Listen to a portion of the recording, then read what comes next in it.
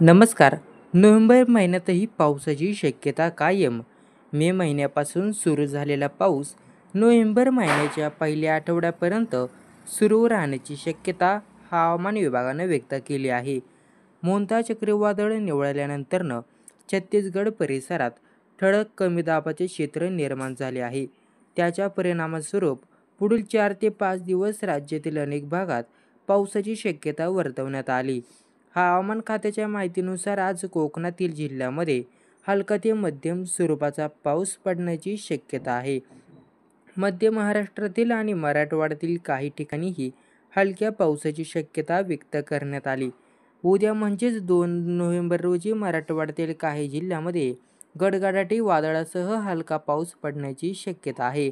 तसेच कोकण, गोवा आणि मध्य महाराष्ट्रातही काही ठिकाणी पावसाच्या सरी पडू शकतात.